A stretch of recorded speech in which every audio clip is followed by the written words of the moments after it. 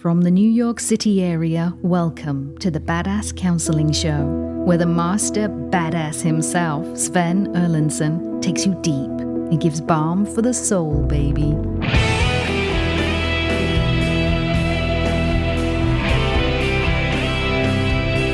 Hey, it's really great to have you here. You have reached the Badass Counseling Show. I am Sven Erlandson, the host of this show. Wherever you are tuning in from across Canada, U.S., Europe, or way down under, or other points, it's great to have you here. We love having you with us and writing in, coming on the show, sending your questions to the show. Thank you so much for joining us for the Badass Counseling Show. We are I am joined in studio by my regular people, KC over in the booth and Rob the Rocket. And Rob is just punching some buttons at the moment. So he's... I'm a little punchy today. Yeah, you are, as per usual. Rob, how are you? I'm doing well, Sven. As you know, I've been single for quite a long time now without a serious relationship. But in the past couple weeks, I have started one. So in one sentence or less, how do I make this feeling last? Don't be a dick. Okay, that's it. Which is an easy one for Rob. He really is like the world's nicest guy. So, you know, people say nice guys finish last, but I don't buy that, Rob. I think at least in straight relationships, I can't speak for the gay community, but for a lot of women that I've counseled over the decades, they burn through the exciting ones, sort of going through all their neuroses and so on and so forth. And as they sort of age, it's like, can I just have a nice guy? And there's something even entertaining and delightful and pleasurable about a different kind of pleasure. And they've mellowed into and become able to appreciate goodness over craziness. That makes perfect sense. It is my experience so far. And this woman is age appropriate. So yeah, all makes sense. But that was not one sentence. A lot of commas, motherfuckers, and semicolons, which parenthetically, I just saw an article in the New York Times, I believe, on the death of the semicolon. I think it was New York Times. So I am keeping the semicolon alive, even though I absolutely abused it in that long sentence. Rob, I want you to tell us about Teliqua, if you would. All right, Sven. Teliqua wrote in with the subject line, never-ending divorce. And the message was, I grew up in a small rural town. Parents divorced early, and grandparents on my father's side were emotionally abusive and scary. I was constantly made fun of by my grandparents about my weight, and I continue to struggle with body image today. I was made fun of in school and by an uncle. Learned in school that my mom was bad because she got a divorce, so I suddenly felt very insecure and less than others on top of being overweight. I had cancer, got married to an extreme taker, and am technically divorced, but he has appealed custody and division of assets.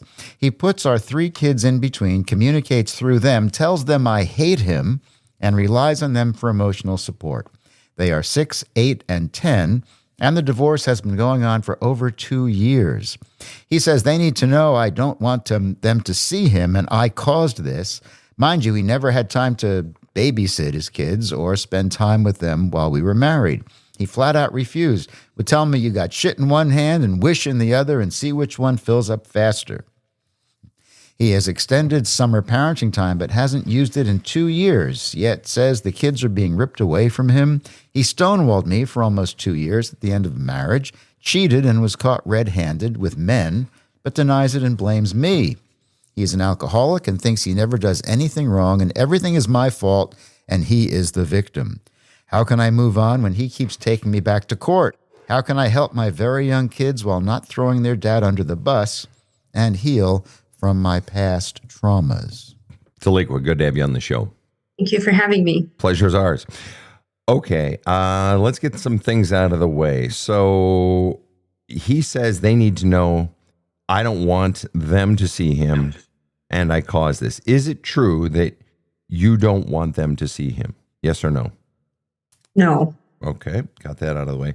The reason I ask that is because it's interesting what you follow that sentence with. You said he says they need to know I don't want them to see him, and I caused this. Mind you, he never had time to babysit his kids or spend time with them while married. It's just interesting that you start with his accusation of you And then you say, but he never had time to babysit. It could imply, the reason I asked that question is because of that sentence you followed it with. Mind you, he never had time to babysit, almost as if to justify you not allowing them or not wanting them to spend time with their dad and see him. That was the reason I asked that question. But you are telling me you have never said that. You have never said that to them. There's no way they could have gotten that message from you. Correct. Okay, fair. All right. And then the other one I have to ask just out of plumb curiosity, and maybe it's just my synapses aren't firing today, but you said he would tell me, when he refused to spend time with kids, he would tell me shit in one hand and wish in the other and see which one fills up faster. I don't even know what that means. What does that mean? If I wanted to go and do something, or if I would ask him to, take the kids, or if he to spend time with the kids while we were still married, he would say, shit in one hand and wish in the other, see which one fills up faster. As in, like, what does that mean? It's not gonna happen, basically. Okay. It's not gonna happen. He's Mr. fucking cryptic, because Yeah. I would Yes. I'd be looking at him like, what the fuck are you saying? Okay, anyway, so Right. that's You can wish for it to happen, but it's not going to happen. okay, fair. Well, I'm glad we got that one cleared up. I can guarantee you that is one sentence I will likely in my life never use except to mock the ex of some whatever. That's crazy. Okay. So you grew up with emotionally abusive and scary grandparents. You had an uncle that teased you. You were made fun of at school. And also you learned at school that my mom was bad because she got a divorce. And your ex is an asshole. So you've had assholes, and asshole in your life, right? Yes. Okay. Who taught you to put up with assholes? Who taught you that that's okay? Who didn't defend you? Whose responsibility was it to make sure this sweet, smart, creative, rambunctious, playful, cute as a button little girl didn't get abused and hurt? My parents. And your parents, okay. And this is your dad's parents that started it. How were you treated by mom and how were you treated by dad? Dad didn't want us, didn't care about us. He had wanted nothing to do with myself and my siblings, but his mom wanted us to. So when my parents divorced, his mom wanted him to have him to have something to do with us. So she really fought for it. So when he had us, he would drop us off at his parents' house and leave. And then they would be emotionally abusive and scary. So they wanted you. Why do you think, I got to ask, why would they want you if they were going to be emotionally abusive and scary to you? I have no idea. Take a shot. What do you think it might be? You know her as well as anyone. Take a shot at it. What do you think it was, knowing her? Just to look good. Look good. So you do know, right? Look what wonderful grandparents we are. Show you off, that sort of thing. Okay. And so Dad, I asked whose job was it to protect you from grandparents, uncle, school, and your ex, or at least in those first three, grandparents, uncle, and school. And what about mom? Why didn't mom protect you? Mom fought very much through the court system and did finally keep us from our dad. And we did not have to go back there. We did not have to see grandparents again. So we were probably, by the time I was in first grade-ish, I didn't have to go anymore to that side of the family. Gotcha. My father's side. Gotcha. So by 6 years old, then first grade, though, Yes. the emotional abuse and scariness of grandma and grandpa was done, but the damage had been done. Is that correct? Yes. I see. But then there's this whole thing with uncle. Whose brother is this? Mom's or dad's? My mom's sister's husband. Oh, so it's an in-law. Mom's sister's husband, and mom did not protect you from him. In the beginning, it started out, I don't know if she knew about it when it was younger, when we were younger. I was younger, I should say. But yeah, I guess as we got older, everybody knew. I mean, he was terrible to especially his oldest son, and everybody knew. How would she have not known? He would just make little comments here and there. But for her to not know. I didn't say anything. Right. So he did it when she was not around, you're saying? Correct. Do you have that distinctive memory of her not being around, or you just assume she was not around? No, she wasn't around. How do you know? She worked 12, 14-hour days. I see. So you were, babysat by your sister and her husband? No, we originally we were alone a lot because we went through daycare and there was some abuse there. And when would you have, I'm trying to establish when you would have been alone with your uncle that he was mean to you when your mother would not have been around? It probably would have been on holiday gatherings. That's what I'm wondering. And so I had asked you, do you have a distinct memory? Because I'm wondering, how would mom not know? And I said, do you have a distinct memory of it, or is it just you sort of assume mom didn't know? Do you have a distinct memory of not being assumed. Okay. All right, let's just pause right there. Nothing wrong with that. That's an honest answer. Appreciate your honest answer. I assumed mom didn't know. Why would you assume mom didn't know? Why? You could just as easily assume mom did know. I would think that she would have said something. I would think. And why would you think that? She wasn't one to keep her mouth shut if something. She's kind of the black sheep of her family, doing things that are standing up for things in her own family. Sure. And we do have the pattern of her standing up to your father's parents. We do see that by 6 years old. You said, but by later on, everybody knew about it because your uncle was just out of control. Well, just the way he treated his one son. Yeah, everybody. So everybody knew. I see. So he wasn't shy about hiding how much of a dickhead he was. No. I see. Let me ask you, though, nonetheless, is it possible? Mom did a great job of defending you against she fought the powers of her ex's parents, right? Yes. Right. And so she did a great job, to be commended. Is it possible, nonetheless, that you have an inherent bias to defend mom and demonize dad? Yeah. Oh, okay.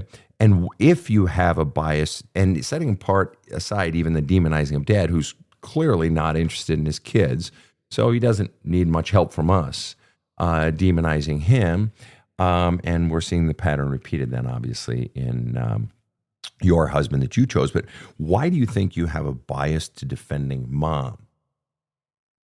Because she was always there. Obviously, dad wasn't. But you said she was always there. And yet you also said, I believe, she worked really, really long hours, right? Like 12, yes. Did you say 12, 14-hour days? Is that right? Yes. I see. So technically, she wasn't always there. Right. And I believe you said, now I might have misunderstood, you were home alone a lot. Did I hear that correctly? Yes. I see. Can I ask how old you are? I'm 39. Okay, 39. So if you were home alone a lot, you're not much older than my eldest child. And so if you were home alone a lot, we're talking about roughly late 80s, early 90s, right? Ish? Yep. All yes. Right. Yes. People still did that. And you were living in a small town at the time? Yes. How small? 600 people. That's how many people the town I was born in had, like 634, something like that. Lake Park, Minnesota. All right. So I get the small town thing, even in the late 80s, it's pretty safe. Mm-hmm. I get all that. Not excusing it, but on the other hand, right. Hey, everybody lighten up because, okay. So you're home alone a lot, and yet your bias is to defend mom because she was always there. I get what you're saying. she was there. I mean, relative to dad, mom's a fucking Right. saint, it sounds like, right? Right. Right. One of the things that I've done some videos on before, and I see this sometimes with clients, is that when you've had a really shitty parent, or in your case, also shitty grandparents. I mean, what is that? Old people beating up on kids, emotionally? What is that? What? Anyway, then anybody who's nice to you, especially another parent who's nice to them even a bit, and I'm not saying this in your case, but if I've got a home where there's an emotionally abusive parent or a physically abusive parent, then the other parent, even if dad's traveling all the time, those rare times when he's home, boy, he would give me hugs and he was happy to see me. I had such a great dad. Well, you kind of didn't because, dad, blah, blah, blah, but at least he was friendlier than mom or vice versa. Right. It could just easily be vice versa. Gender is irrelevant. Okay, and so what I'm getting at, there's a reason I'm going here. It's not just to vilify your mom. Okay, that's not the reason. Because you come in talking about this long list of shit that's been done to you in your lifetime. And I'm trying to dig down to root causes. And very often, one of the root causes is that we will protect a parent. And oftentimes that can undermine our protection of our own self and our own worth and our own sense of worth. Because, well, let's just table that one for a second. So then what happened at school? You're bullied at school, right? For your weight. Is that right? Yeah. Okay.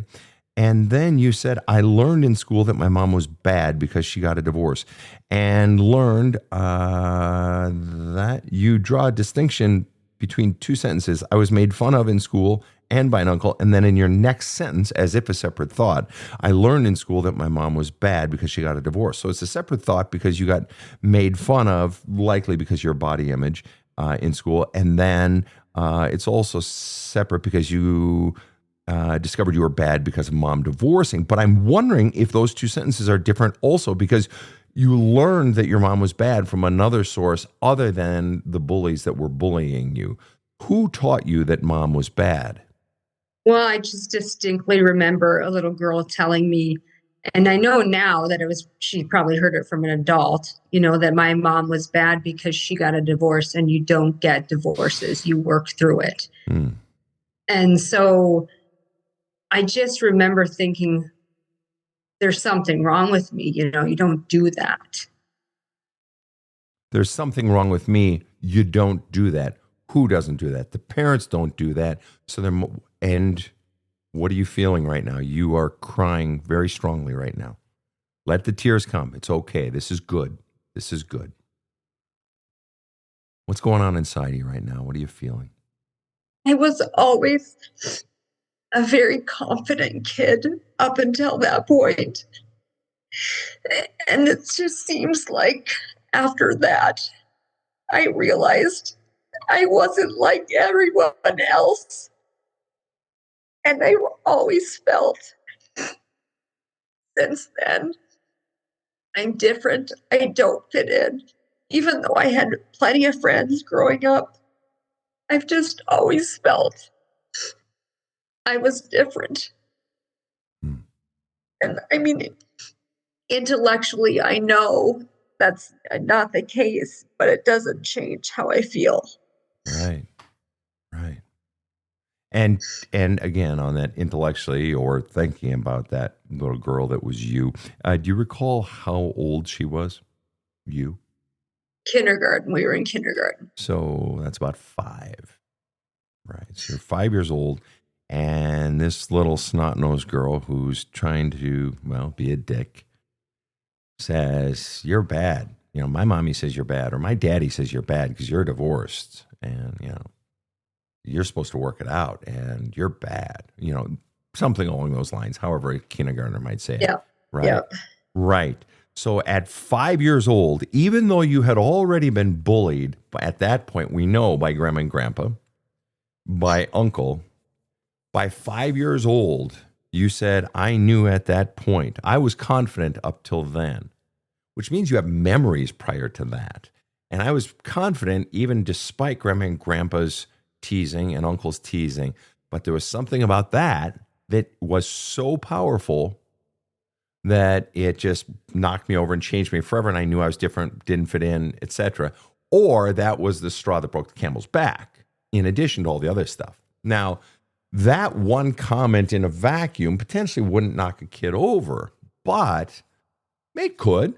But given all you had already been through, that was a hell of a blow.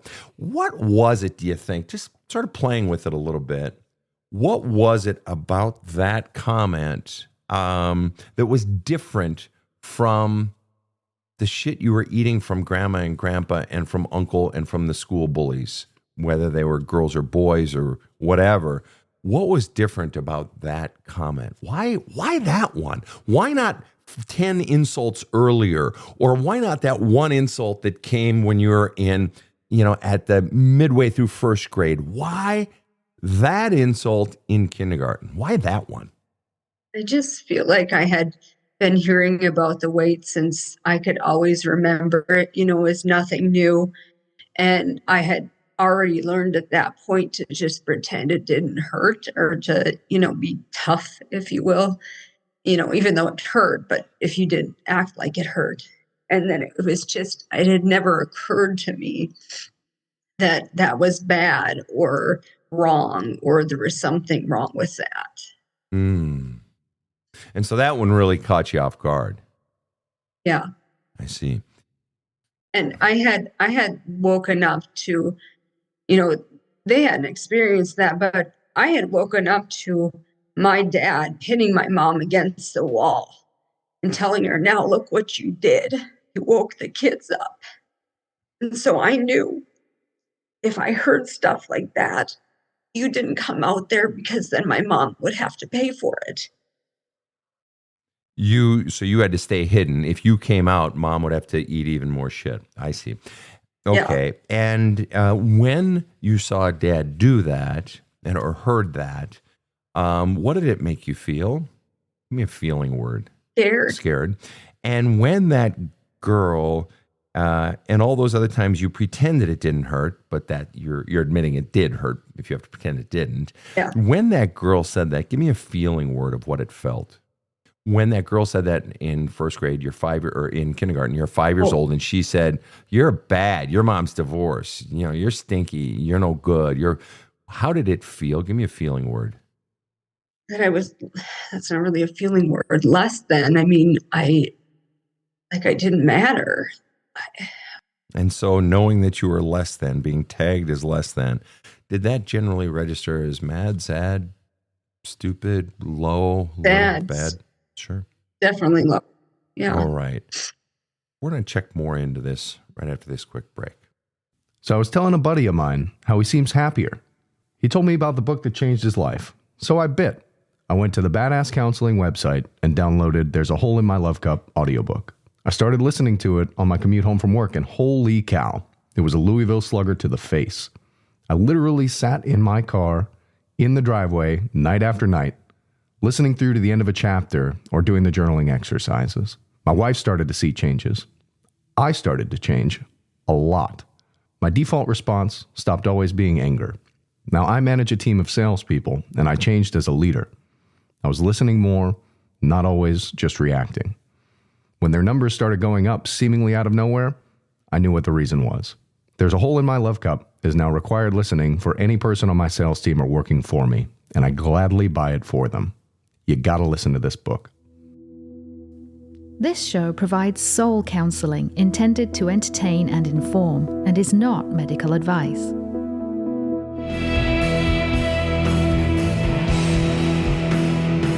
Now, back to the badass.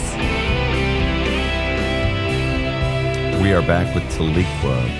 Teliqua, you had mentioned that you're teased about your weight by your grandparents. You're made fun of at school. You struggle with body image today. You talk about weight. On top, you actually say, so after this girl's comment, I suddenly felt very insecure and less than others on top of being overweight. So you acknowledge that at 5 years old, you were overweight for a 5-year-old, by your own admission, your words. This is kind of just straight question, all right? Why were you overweight at 5 years old? Well, I don't even know that I was really overweight. I And was yet just you maybe used chubby. that word. And yet you used that word. Your exact quote in your write-up to the show was, so I suddenly felt very insecure and less than others on top of being overweight. You didn't say being teased for being overweight. So being overweight. And you just said, now, I don't know if I was overweight. I was just a bit chubby. So, okay, let's go with a bit chubby. Fine. Let's go with that. Why? Not that there's anything wrong with it. I'm just curious because it's a theme in here, and you even acknowledge that I was overweight, and I'm just curious, why is that? Did you have a medical condition? No. Okay. No. Okay, so then if you were to speculate, why were you overweight? I guess we just ate whatever we ate. I mean, we didn't have any, I don't know if we ate healthy or we just ate what was there and weren't limited. Sure, fair enough. Which, by the way, raises an interesting question. Who was cooking your evening meals? It sounds silly, but I have no idea when Mom cooked. We never went without food. We never Understood, there but was always mom's food working there. 12, if mom's working 12 to 14-hour Right. days, either she's not there when you're sleeping or she's not there during a couple of meal times. And so I'm just wondering who's Right. making your meals. There was always food there. And then, I don't know if she just made meals when she got home and then they were in the fridge and we warmed them up. I honestly don't remember, but we never went without food. Do you recall mealtime at your home? Dinner time, for instance? Yeah, mornings, Mom always made us like warm, hot cereal. If we wanted that or just cereal, Right. whatever. Sure. But Cool. we always, and And we then at definitely mealtime- learned to cook young. Okay, and learn to cook young. So generally at dinner time, mom was not home yet? Because if she was still home at breakfast time when you're No, going to school at 8 or 9, she wouldn't have not have gotten home until quite late. Is that correct? Yeah, she wouldn't be there for supper usually. Weekend she was home. And then she did get remarried, but it was the same small town. That was like it was a factory job. Got it. And so let me ask you then: was food ever for you a go-to means of escape? I don't ever remember thinking of it that way, but I know I've done some of my own research and things that they say that, that is a lot of times, what it becomes, but I don't ever remember using it as an escape type. Fair enough.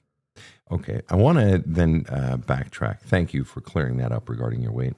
I just wanted to see what that was about. And you said you've had body image issues yourself ever since. Understandably. Of course you did. Yeah. What kid wouldn't? You get shamed for your body weight by people you love, and at school you were never safe. Your body was never safe. Right. Right. And as a result, your little spirit got beaten up because of, people saying bad things and you not being defended. I guess what I'm wondering, as I'm looking at this, you mentioned you remember Dad pinning Mom against the wall and in the kitchen or whatever it was, and you couldn't come out because that would make it worse for Mom. And so clearly you were privy to Dad being abusive towards Mom, both in physically and verbally, I'm assuming.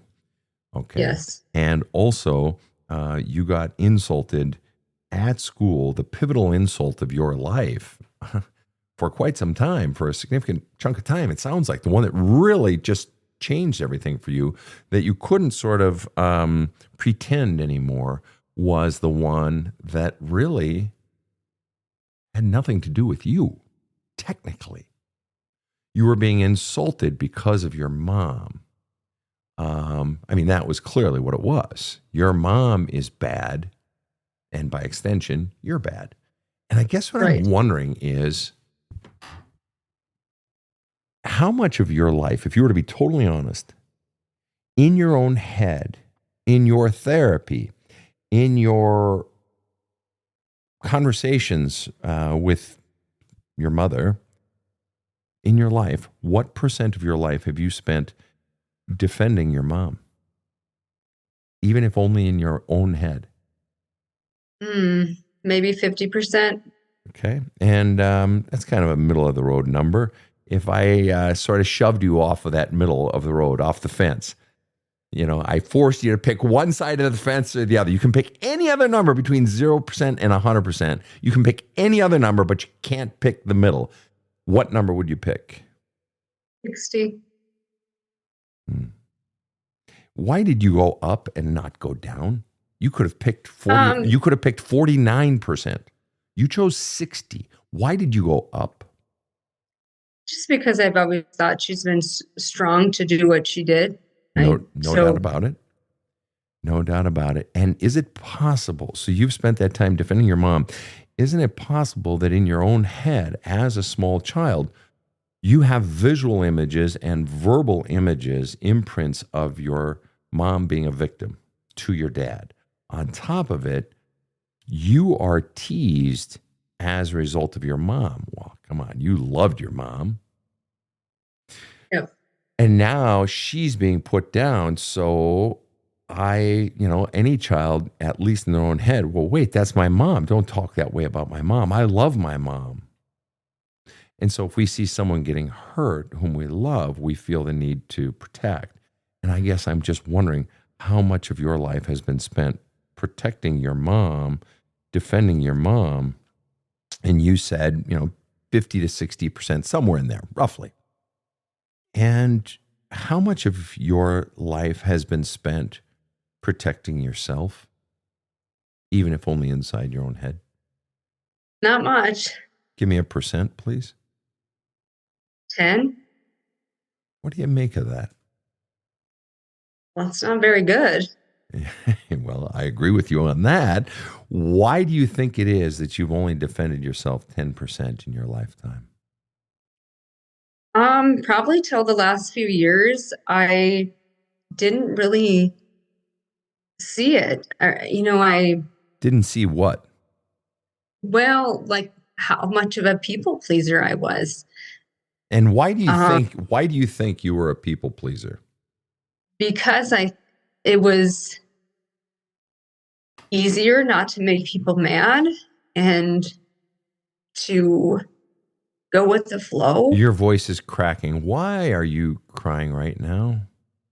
When you say easier to keep people from getting mad, why does that make your voice crack?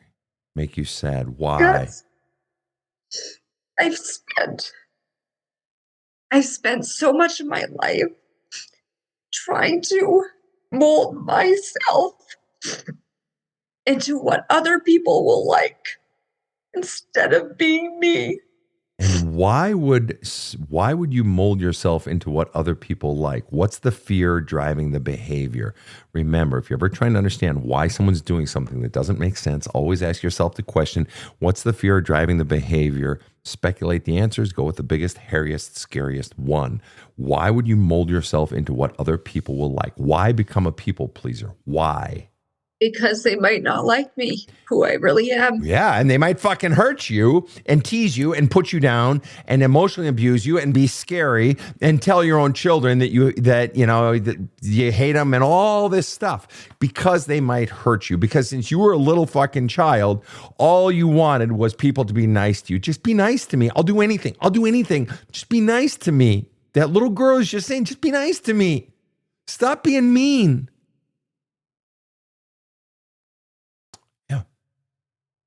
You've spent your life doing anything in the hopes that people would just be nice to you.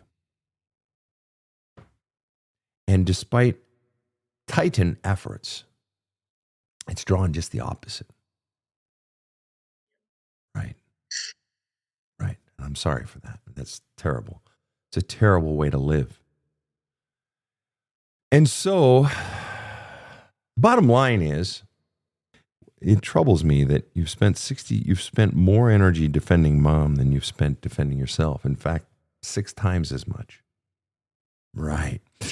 And what does that mean? What are the implications of that? Well, if dad was a fuck, which it sounds like he clearly was, and mom was, paying the bills and so on and so forth, but mom was also, shit was happening to you. Right. That means no one was protecting you and all this stuff was happening to you. And so the child in a void was created of, does anyone love me? Is anyone pouring love into me? And, mom would give some, but let's be honest, she's gone 12 to 14 hours a day. Yes, the weekend's great, but you're unprotected for 12 to 14 hours a day. And in that void of not having positive messaging and love and hugs and attention poured into you, the child's own brain develops a narrative, develops a story, especially when what's added in, what's sprinkled in or heavily pounded in is that you're bad. And so child creates a story because there's no one providing a counter story, a significant enough counter story that says you are good, you are beautiful, you're wonderful, you're smart. You're just good.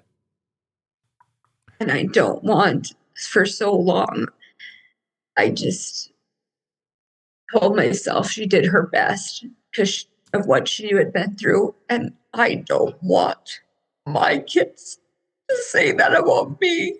What do you want them to say about you?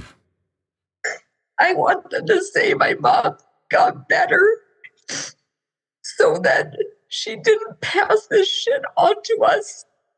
Love it. Didn't just do her best. She did better than her best. It's awesome. That's awesome. And so why do you think you've just said mom did her best? Because I always thought she did her best and that's all she could do because I always thought, and that's all she could do, but that implies you're seeing it differently. Yes, I'm seeing it differently. What are you seeing? Tell us what you are seeing, because you previously thought she did her best and, God bless her, but you're saying now you see it differently. How do you see it now? She could have done other things. She could have gone to therapy. She could have reached out. She could have saw that I was struggling. I don't know what she could have done. Would you notice if one of your kids was struggling emotionally? Yes, I do notice that they're struggling. It's pretty fucking obvious, isn't it? Yes. Yep. She could have gotten therapy. She could have worked on herself. She could have done other things. She could have noticed that her daughter was struggling emotionally. She could have, and she didn't. Now, this was the late 80s, early 90s. I want to remind you and our listeners, we're not talking about the 1940s or 30s. It's the 80s or 90s, all right? This shit is part of common culture. There were counseling services available in churches, school systems. I was counseled by our school psychologist in 6th grade, 5th grade. So that's the late 70s. All right, that's in a public school system, blue collar. All right, so shit was out there. And it was on Phil Donahue and Oprah and shit like that already. So this wasn't some foreign fucking concept, and we still have giant cultural stigmas against it. It's not the 1940s. You grew up in the fucking late 80s and mostly the 90s. All right? My kids grew up in the 90s, all right? It's not that long ago. All this shit existed. She could have done better. And the conversations about doing better and parenting books and healing yourself and shit, it had been out there for decades. And I know it because my parents had been teaching and counseling this shit since the 1950s. Right. And so what you are saying, you brought it up. I just asked these questions about who didn't, protect you? You said dad, and et cetera. And then you brought up these other things, and basically you're questioning mom's parenting. Do you feel guilty or bad doing that? No, I probably would have before, but I don't now. Why? Just because I've learned so much and done some therapy and just it doesn't make a difference. Just from listening to your show, and I don't ever have to say anything to her. Right. I don't. You I have to. You don't have to confront her in order to heal. I can still work through it. And so you said she could have done other things. What is the single biggest thing she should have done? I really think if she would have got me some therapy, she knew I really went through some depression, and she knew. Right. Get you somebody to talk out your problems, flush out all the emotional stuff, all your self-loathing potentially, etc. Boy, get out all that emotion. And we all know how good it feels to go talk to your best friend, just get your shit out, or, talk to your bartender, or freaking go to a therapist. Why do we do that? Because it feels good to talk this shit out. How much more so for a fucking child who doesn't have the language, doesn't know I should, or yes, exactly right. Mom didn't protect you. For my own kids, I've got them into therapy, and there's things that they will tell someone else, but they don't want to tell me because they don't want to hurt my feelings. Your feelings. Whatever, what maybe their dad's saying about, or whatever. So they'll tell someone else. That's right. Okay. So, and so then, what do you think the biggest feeling is, if you were being totally honest, that you feel towards your mother that you've never spoken to her? And I'm not saying you ever have to. I don't give a shit if you ever say it to her or not. That's not the point. What do you think, as you look back on all of this, what do you think the biggest feeling is that you're feeling towards your mother in light of all of this and all that you have suffered and the price that you paid becoming a people pleaser so no one would hurt you? What is the biggest anger? I have so much anger. And if you were to sum up, what is the single biggest crime that your mother committed against you, so to speak? I know earlier I said she was there, but she also wasn't there. She was there. And so what was the effect? What was the crime then by not being there or whatever? What was Mom's crime? I didn't have anyone to go to. I didn't have anyone to help me. You were all alone. Yes. Would this be an accurate or an inaccurate statement? I've been alone my whole life. Accurate. Lonely? Yes. No one to lean on, no one to trust, no one to back you up. Yes. And the world feels big and scary. Yeah. Always what? Always having to pretend to be tough. Right. But you're a bowl of goo inside. Yeah. Yeah. Yeah. So then that brings us forward. And so angry at Mom, the crime was no one to go to. And what was the long-term impact on your life of having no one to go to, of Mom's crime, of not being there to give you someone to go to? She was there, but not there. What was the long-term, in one sentence or less, impact on your life of Mom not being the person to go to? Just having no one to help me through difficult things. And therefore I've continued to repeat these patterns. And, now I'm almost 40 and I'm still angry, and I'm a people pleaser and still lonely. And so then fast forwarding to this divorce and the kids and the ex and so on and so forth, what ultimately, you don't have to do it, I'm just curious, what ultimately in this whole equation with the divorce do you most want to do? Not what do you want to have happen. I'm asking you what action you actually want to do. Well, I just want it to be over. This has been 2.5 years. I understand that doesn't answer the question. The question is, what do you want to do? That's what you want to have happen. I'm asking what action you want to take. And I'm not saying you should take it. I don't care if you take it or not. I just want to know what you most want to do in this whole equation.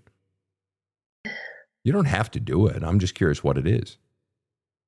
I don't know how to explain what I want to do is different from what I want to happen. Do you want to drive a dagger into his head? Oh, Let's start there. Do you for want to do that? sure. Of course. Okay, so that's a Long good ago. start. All right, now Yeah. you're not going to. That's fine. But boy, it would sure feel good at times. Okay, right. You're not going to do Yeah. that. So then in the realm of possibility, what do you most want to do? I just want us to be able to co-parent in a good way. Nope, not an option because he's not going to let that happen. So I want to ask you what you most want to do. Or start with this one. What do you most know you need to do? I need to get the kids to know that the arrangement that we have is the best thing for them. How old are your kids? 6, 8, and 10. 6, 8, and 10. And the truth is the kids are going to adapt. I know. It's just so hard because of the things he's telling him. And I know that eventually they're going to figure out that it's and not. What is the biggest thing he is telling him that just telling them that disturbs you most? Just the lying, and he plays the victim. What specifically is he? He cries at night because he misses them so much, but he doesn't take any of the extra time he has to take with him. He doesn't actually take the time. And why does that bother you so much? Because he's lying to him, telling him he doesn't get the time. And why does that bother you so much? I get it, but I'm saying he doesn't really want them. Okay. He doesn't and want why any does time that with them. bother you so much that he doesn't want them? He should. They're his kids. And he doesn't. And your dad didn't want you. Yeah. And he doesn't want these children. And he's manipulating the fuck out of them. Is a fucking dick to do that to a child? Really? A child? You're going to use children to get your emotional needs met. You arrogant dick. Right, I agree with you. But this is the reality. You're wanting him to be different. He's not. And I'm not trying to be the fucking Grim Reaper here, but he's just not. I know. And you're right. How much of give me a percentage. What percent of the fucking misery that you are in this whole divorce bullshit with him, what percent is a result of the fact that you want him to be different? What percent? 90. That's exactly right. You're upset over something you have no fucking control over. Yes. That's right. You have control. Let me tell you what you do have control over. You have every right to stand up for yourself and tell your kids the truth about you. I didn't do that in my divorce with my kids, and I should have. You don't ever have to disparage him. I'm not saying that. No. But you have every right, and not just a right, you have a responsibility to.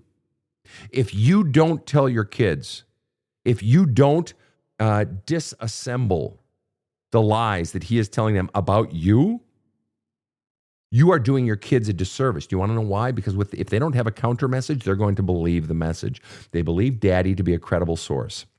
And if you don't disassemble that, they are going to believe that you're a bad guy, or that you're saying these, or that you this, or that you that, right?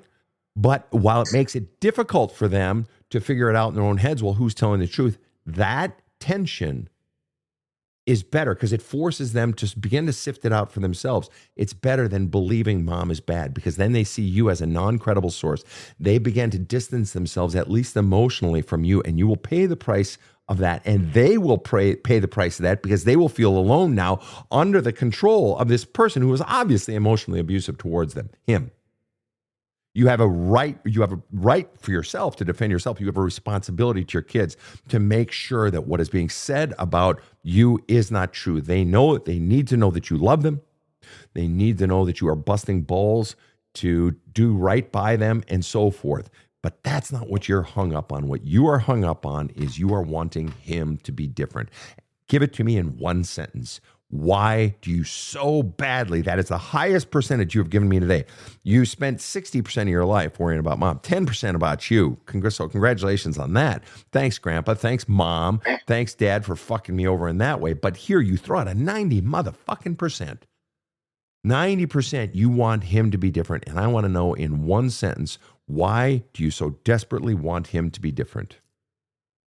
Because a kid should never have to learn that their dad doesn't care about them. That's right. And they're going to learn that. Yeah. And they are learning it. And right now their little hearts don't want to believe it. And they're getting messages that don't make sense. But at some point they're going to learn it. And it is not your job to defend him. It is, furthermore, you do them a disservice if you talk them out of the truth because you don't want them to think bad about their father. Because what are you doing? You're teaching them to distrust their own intuition. So if you say, no, your daddy loves you, you're fucking lying. Because based on his action, I don't give a fuck what his feelings are based on his actions. That's not love. Or if you say, I'm sure your daddy meant to be here if he doesn't show up, you're lying to protect him at the expense of the obvious truth.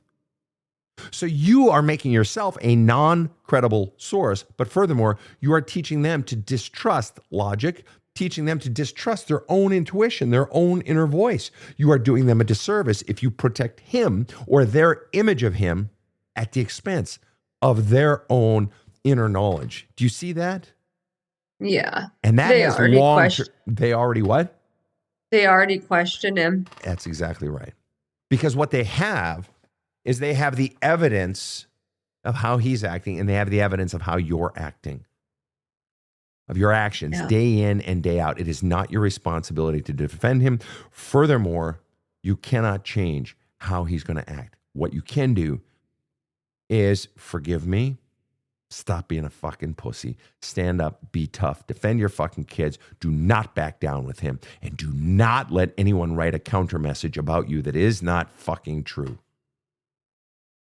Because the truth, his messages are counter message to the truth. And that is you are a good person, doing right by your kids, showing up day in and day out, busting balls, getting them in therapy. Am I correct? Is that the mark of a good parent? Yes. Oh, so you are good. Well, I hope so. Well, the way you've been fucking describing it your whole life, it's like, no, I'm just this piece of shit. But we have all this evidence in your parenting that you're a pretty fucking decent person. Doing right by your kids. And can we think about a higher bar, a more worthwhile bar to strive to excel at? Could there be anything in life more higher, more noble than striving to do right by children? No. So you're hitting the mark.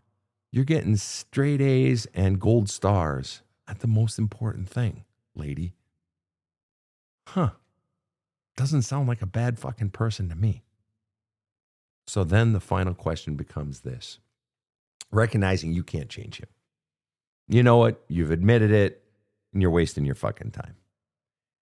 Now you still got to grieve that and get the pain out and the sadness out. You got to focus on, because you got this mad fucking, do you know that one of the largest balls of twine in the world made by a single person is outside of my hometown, Minneapolis? It's about 100 miles west of Minneapolis. No shit. And this giant ball of twine, this guy in the 50s, 60s, he just would go out and add twine every fucking day. And there are people that literally, and there's another one down in, I want to say Kansas, and there are people that literally drive around the country looking at these giant balls of twine. And I want to do it just to say I did it once. Who the fuck, right? There are weird people. You think you're different? I think that qualifies as different. What's the point? You got this giant fucking twine fur ball that you're a cat you've been trying to hack up your whole life. And what it is, it's all that emotion and all the core beliefs you were taught to believe about yourself. And until you give yourself permission, until that 10% that you've defended yourself inverts and becomes 70%, 80%, 90%, until you stop defending mom, you don't ever have to confront her, but you sure as shit got to confront the mom of your childhood. You got to confront the mom inside of you. You got to unleash your rage. Hatred. It's just one more feeling. And the more you get it out of you, you're hacking up that twine ball. You're hacking up more and more and more. You have to give yourself permission. You cried a couple of times tonight. That's golden. You have to keep doing that. But especially that rage. You have to give yourself permission to be angry because you were never allowed to be angry. What's inside of anger is a no. No, this isn't okay. No, I don't want to do that. No, you can't treat me that way. No, that wasn't fair. No, that wasn't okay that you treated me. It's getting out the no. And what's inside of the no that's in anger is I. Me. That's not okay to me. I don't like how you're treating me. No, that's not fair what you're doing to me. Finding your anger is finding your no, is finding your I. You are never allowed to be angry. You are never allowed to say no. You're what you wanted didn't fucking matter. You are never allowed to have an I. And until you find that fucking anger and begin to get it out of your system, you still don't have your I. But once you do begin to, and you're doing it tonight. Yeah, I am angry. Oh, good. You're finding your no. Children shout loudest when feeling heard least. Peoples, nations shout loudest when feeling heard least. You're finding your no, which means you're finally finding your I. And the more you begin to disgorge all of those feelings, that twine ball, that hairball, and hack it up through your journaling, through writing letters to mom. You don't say, and you fucking bitch, mom, I love you so much, but fuck you. Really? Really? This shit's going on and you couldn't yank me the fuck out of it? You couldn't got me fucking therapy? Fuck you. Take me down to the fucking church. I guarantee there's some old lady who would have listened to me. Some dear old sweet grandma who would have loved to have been my, layperson therapist. Please, mom, spare me the bullshit. Right. You got to get that shit out of you, young lady. Do you have any final questions for me? Some of the things, I guess, because I've read your book, I've done the journaling.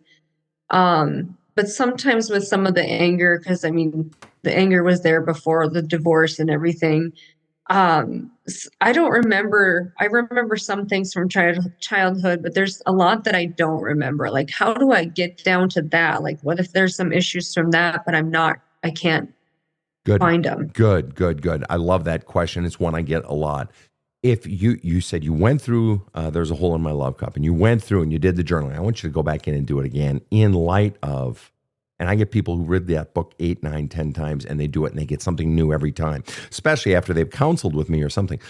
But pushing yourself to go deeper into it. And the more we get in the habit of going inside and flushing out not just the pain and the fears and the sadness and the anger, but also beginning to pull apart, well, what did that what was mom teaching me about me by not defending me to my uncle? What's the underlying message she was sending me? Oh, she was basically sending the message that I wasn't worth defending. Oh, I wasn't worth. So in a way, mom also or dad contributed by rejecting me. Dad was sending the underlying message, I'm not worth being around, kind of like my ex is doing with my kids. Okay, worth. And so begin to get down into what those core beliefs were that got pressed into the wet cement of your soul. And the thing is, the more you do that and get in the habit of digging deeper, your soul, what you're doing is you're getting out more and more of that hairball. You're getting more and more of the emotional crud, but also some of those beliefs. And guess what? The more room you make, the more your soul will send up more.